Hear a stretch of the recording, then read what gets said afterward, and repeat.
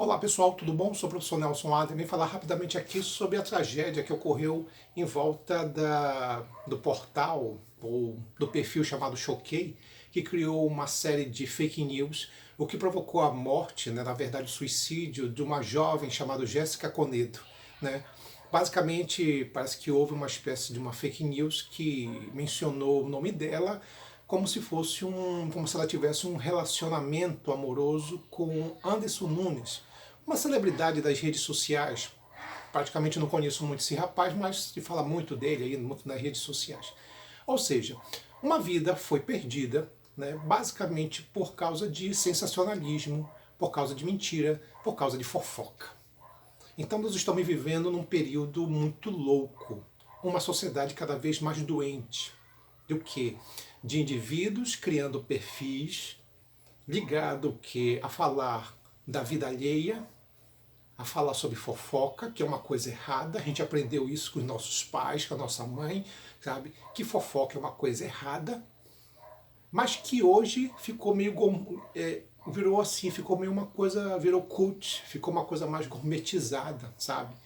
Então hoje as pessoas que fazem parte desses sites de fofoca, desses grupos, e que muitos acabam criando uma série de fake news, muitas vezes dizem assim, não, mas isso não é uma fofoca, isso aqui é uma notícia exclusiva. Começa a criar os eufemismos, né? Isso aqui é uma notícia exclusiva, isso aqui é um furo de reportagem, como se os indivíduos que fizessem parte desses grupos de fofoca fossem repórteres. Por favor, não são repórteres.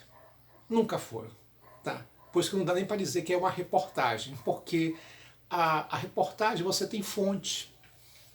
Quando é feita uma reportagem, né, falando, inclusive botando o nome de alguém, falando sobre alguém, a reportagem toma o cuidado principalmente de ouvir a parte envolvida, o que não aconteceu nessa página Choquei, e entre muitos outros desses perfis de fofoca que mandam de uma maneira unilateral uma série de notícias, boa parte delas um monte de fake news, mas que não tem a postura, por exemplo, de ouvir a outra parte. Por quê? Porque não é um modelo de reportagem.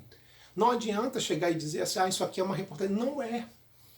Não tem uma postura de reportagem. As pessoas que estão ali não são repórteres. Começa por aí, sabe? Então a gente vive num país onde qualquer um pode ser qualquer coisa, não é assim? Qualquer um pode ser professor, qualquer um pode ser repórter, então tá uma coisa meio maluca, tá? Então a gente vai analisar um pouquinho isso e assim, a polêmica em cima disso, mas realmente não vou entrar em detalhes sobre o que aconteceu, né? As pessoas têm uma noção um pouco sobre isso, né? Que é basicamente uma jovem que tirou a própria vida por causa de uma fake news, tá? Então, é entender basicamente assim, é verificar o seguinte, o grau de responsabilidade das pessoas. Até que ponto, por exemplo, um canal de fofoca pode ser responsabilizado, pode ser responder por um processo, né, porque foi responsável pela motivação do suicídio de uma jovem.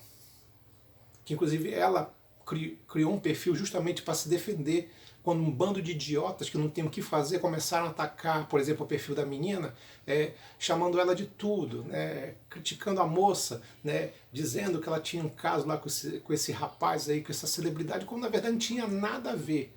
E aí a gente pensa também um pouquinho, fazer uma reflexão de que a que ponto as pessoas estão chegando, né?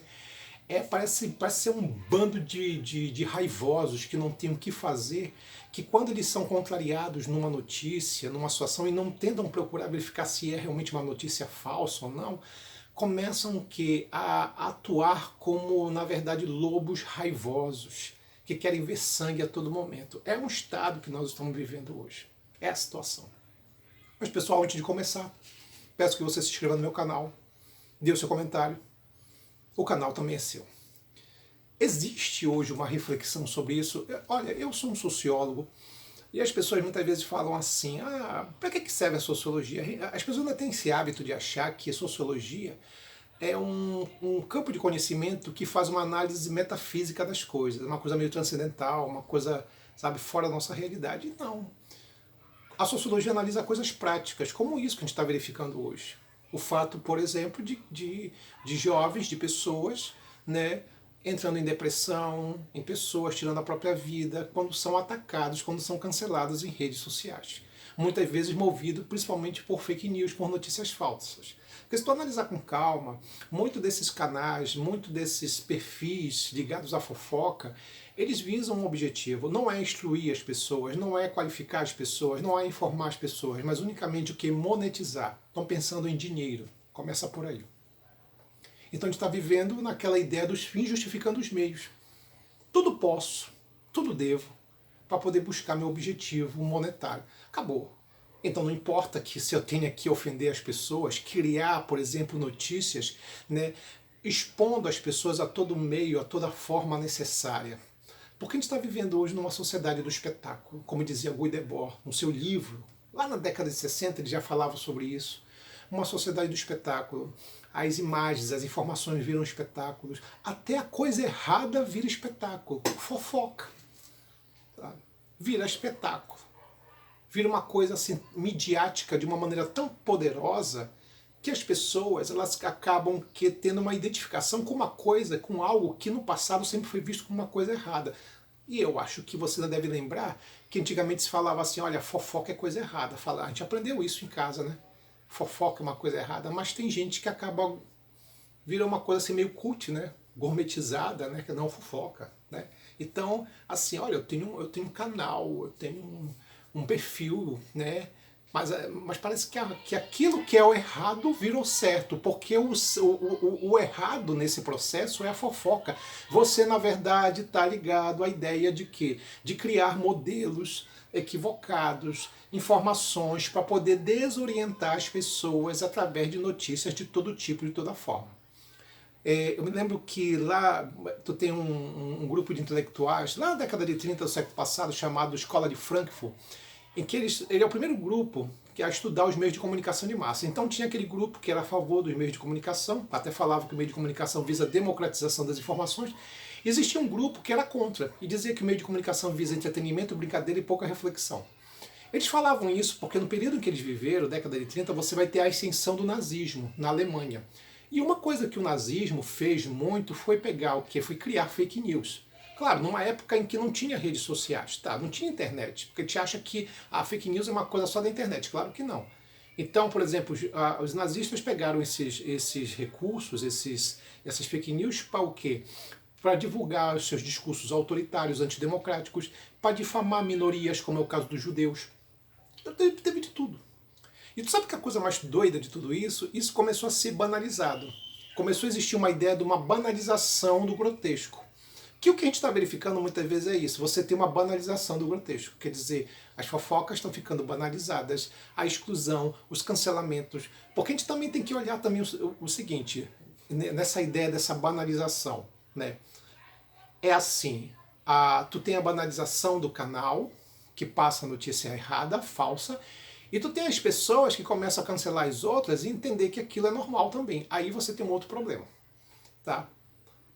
Gente que invade perfis de pessoas para cancelar as outras, para falar mal das outras, né? Eu me lembro uma vez, isso aconteceu comigo, deve fazer uns 4, 5 anos, quando eu recebia um convite para poder falar sobre racismo, né? Um convite que eu tive uma professora, uma colega professora, e era para ser um debate, né, no Instagram, falar sobre racismo. Tá, foi feito o debate, tá legal, bacana, foi uma hora mais ou menos de, de debate, de depoimentos e tudo mais, né? Aí quando foi no outro dia, uma meia dúzia de idiotas entrou na minha rede social para me chamar de racista. Os caras me chamaram de racista. Por quê? Porque, segundo eles, eu não deveria estar falando de racismo, de temas racistas com uma mulher branca, né? Que era o caso da minha colega professora. Como ela é branca, ela não pode falar de racismo. Então, assim, aquela coisa de... Eles falaram a ideia do lugar de fala, tudo mais. Olha, tudo bem que você acredite que só prostituto pode falar de prostituição. Tudo bem, é um direito teu. Agora tu invadir a minha rede social, velho, para ficar me criticando, me chamar de racista. Ah, por favor, tá? A procurar o que fazer. Então você tem um problema sério que não é somente com o canal sensacionalista. Você tem um problema sério com o público que é muito ruim. Um público que se deixa levar e é uma galera assim, tábua rasa, sabe? Os caras não sabem nada, sabe? Como dizia o sociólogo, o escritor Humberto Eco, as redes sociais deram voz para um bando de imbecis, e realmente. Né? As redes sociais, elas são maravilhosas, são legais, fantásticas, mas tem uma galera ali que, rapaz... Aí eu sou fã do, vamos pegar aqui, sou fã do Anderson Nunes, pô, legal. Aí eu ouço uma notícia dessa lá, que a menina lá, a Jéssica, tá tendo um caso, né, é uma fã do... Aí eu, dentro da minha ideia, dentro da minha mentalidade psicopática, né, dentro da minha psicopatia, né, tá? Já sei, eu vou invadir o perfil dessa moça e vou chamar ela de tudo, porque eu não concordo com esse relacionamento. Mas peraí, mas é verdade, não me interessa. Se tá aqui na página aqui, choquei, chocar, choca, sei lá o que for, eu vou lá. Então tu tem um problema sério. Tu não tem um problema apenas só com a página de fofoca. Você tem um problema do público. Então é preciso fazer uma reflexão também sobre o público, sobre aquelas pessoas. Eu fico imaginando, será que essas pessoas que atacaram essa menina Jéssica, será que elas estão pensando hoje assim? Como é que elas devem estar pensando? Será que algumas delas estão conseguindo botar a cabeça no travesseiro? Será que estão conseguindo dormir? Tá? Porque assim, se elas não estão. Se muitas dessas pessoas que atacaram essa moça diretamente estão de boa, com certeza são psicopatas. No mínimo, sociopatas. Tá? Mas se bateu aquele arrependimento, aquela coisa assim, se você ficar arrependido, já está no caminho bom. Nem tudo está perdido. Tá? Então é importante fazer essa reflexão sobre isso. Porque quando se faz uma crítica hoje sobre, por exemplo, o caso da TV, que é um meio de comunicação mais tradicional. Porque hoje na TV tem muita tragédia, tem muita notícia apelativa, só se fala de coisa ruim. Vamos lá. Por que a programação da TV é tão ruim? Porque o público dá audiência para essa programação ruim. Tá? Tu tem uns programas sensacionalistas, barra pesada, aqueles programas sensacionalistas, comando geral, sabe? Que é só falar de morte e de desgraça. Tem gente que gosta disso. Tem gente que gosta de ver a desgraça, quer saber da desgraça do outro, se sente bem. Numa sociedade frustrada, numa sociedade em que as pessoas estão absolutamente frustradas, desorientadas, estão na verdade completamente desiludidas, elas buscam coisas que possam ser pior do que a vida delas. Aí fazem isso. Tá? Então assim, o problema aqui não é só o canal. O problema aqui também são as pessoas que se permitem a isso. Então a gente está vivendo um momento complicado. Como dizia o Pierre Bourdieu, a violência simbólica é uma violência que ela acontece, que ela se desenvolve pela banalização. Uma imagem, uma informação pode ser uma violência. Como? Aí vem a questão. Se eu crio fake news, expondo a vida de alguém, tá? E massacrando essa pessoa, tá? Isso é violência. Violência não é só agressão física, não é só agressão verbal. Quer dizer, você expõe a vida de alguém de uma maneira tal, a pessoa fica naquela situação absolutamente desprotegida. E há então um ataque feroz de cancelamento. Aí tu vai dizer, mas isso não é violência? Como não é? O Pierre Bourdieu ele fala dessa violência simbólica justamente porque é uma violência que muitas vezes as pessoas não encaram como tal. Uma imagem pode ser uma violência, mas tem gente que não percebe. Uma informação, um comportamento, um hábito pode ser uma violência, mas as pessoas não percebem. Porque na minha cabeça a violência é uma agressão física. Pronto, acabou com isso. Então, vamos repensar um pouquinho tudo o que está acontecendo e fazer também uma crítica em cima das pessoas que, através de um comportamento psicopata, a partir de um comportamento doentio, ao invadir um perfil de uma jovem de 22 anos, cancelando a menina, chamando a menina de um monte de coisa, provocam a morte dessa moça, que ela tira a própria vida.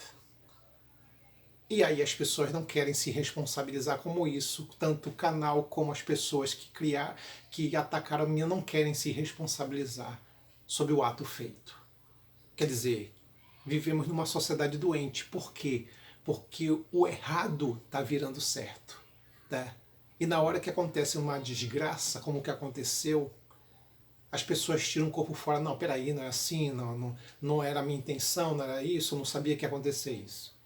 Assumam suas responsabilidades e percebam que a sociedade que nós vivemos é sim uma sociedade mais do que líquida, como dizia Balmo, é uma sociedade doente e que precisa de uma terapia, porque pessoas estão morrendo por causa da doença mental e psicológica de alguns indivíduos. É isso, pessoal. Até mais.